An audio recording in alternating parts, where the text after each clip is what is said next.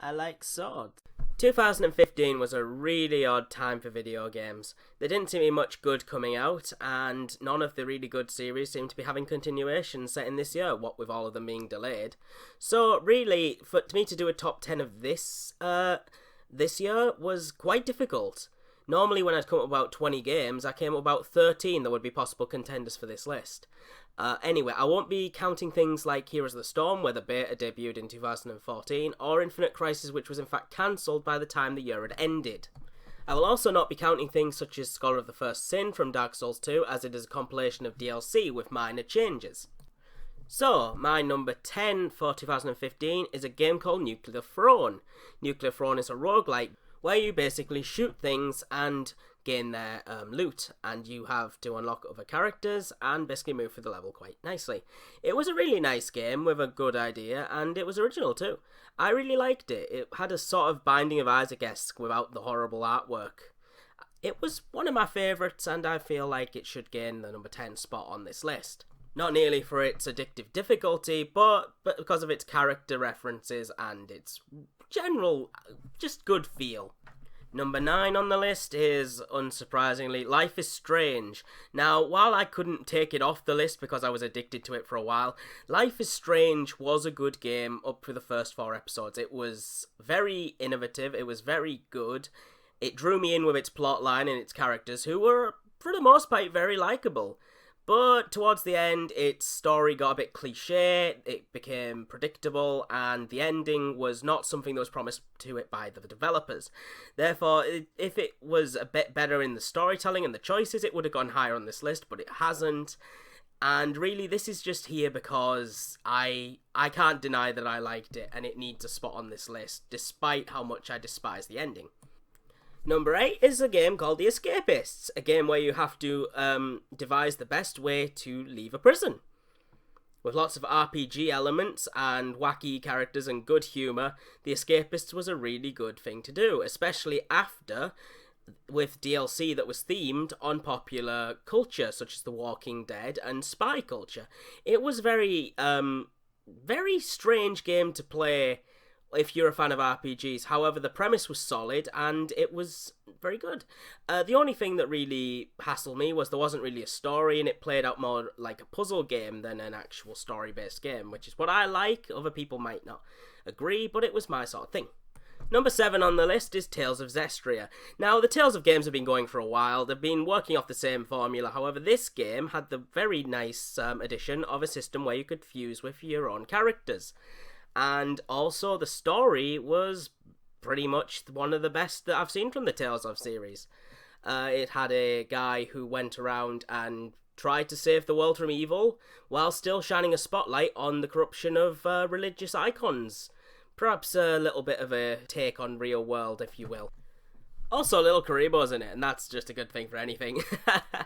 If there's one thing that puts this as lower on the list than I would like, it's that the battle system seems to be straightforward and generic, very linear, and it doesn't seem like there's much strategy involved in the gameplay itself. So it really gets to this point purely on its story and its mechanic of fusing with character.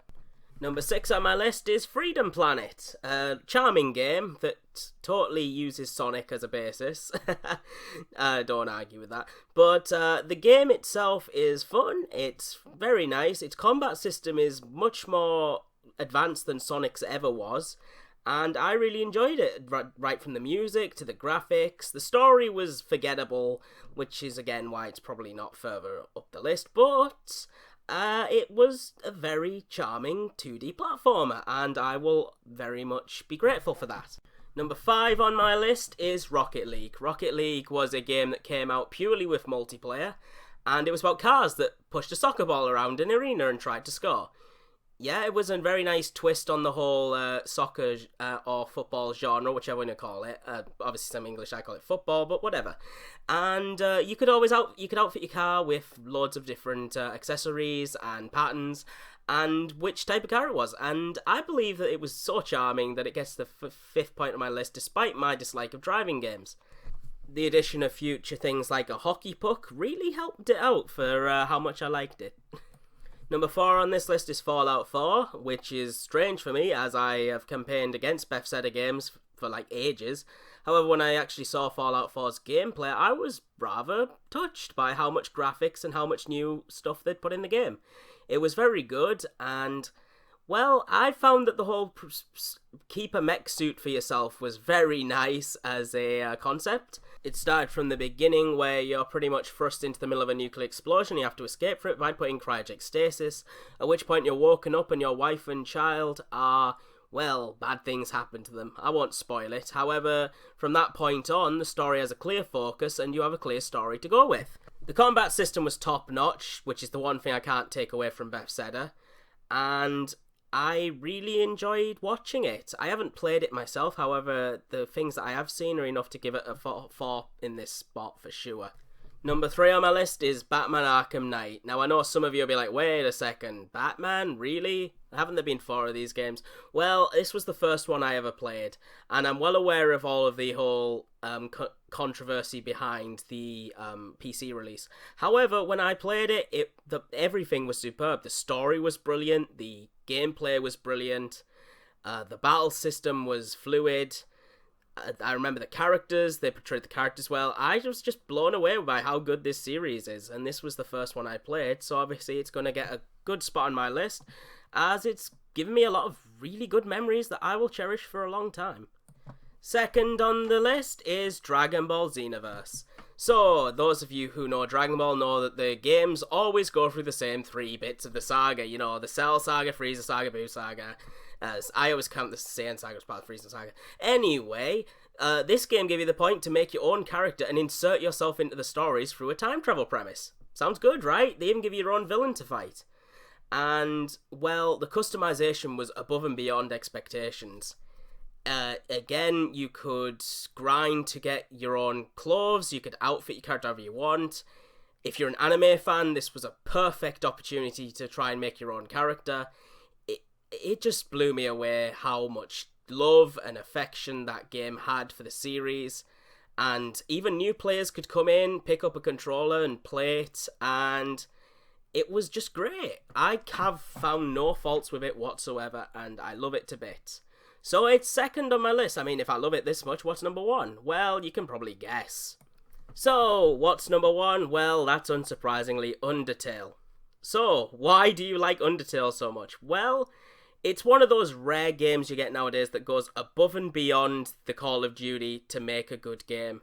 Undertale is made specifically for the people who play it. It's not made as a money-grabbing charade. It's not made to appeal to people. It is made with a clear message to give, and it excels in that immensely.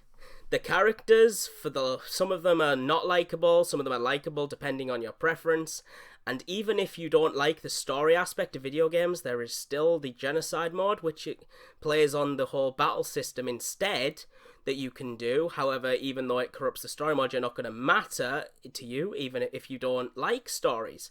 This game has something for everyone, and it gives a clear message on it. Even though it does chastise the player for being a grind-whoring scumbag at points, it's the best game of 2015 by far. It's the most well-made, and I can just feel how much the creator feels about the game. It's so good. I know some of you may disagree with me and be like, well, what the fuck? Why? Why Undertale? Undertale sucks. Well, I'm sorry, but the whole meta concept's given in by Undertale, and this year, that game is far and away the best. It was the best made, it's the best given, and I hope it will gain a place in history as something that inspired many people to make video games for years to come. So, that was my top 10 list. Obviously, I'm obliged to say, well, what do you want to say about my list? Say in the comments, say what you think, what I said wrong, what I said right, blah, blah, blah, blah. Anyway, thanks for watching. I'm Exod2, and I hope you liked this, and I'll see you again. Bye-bye.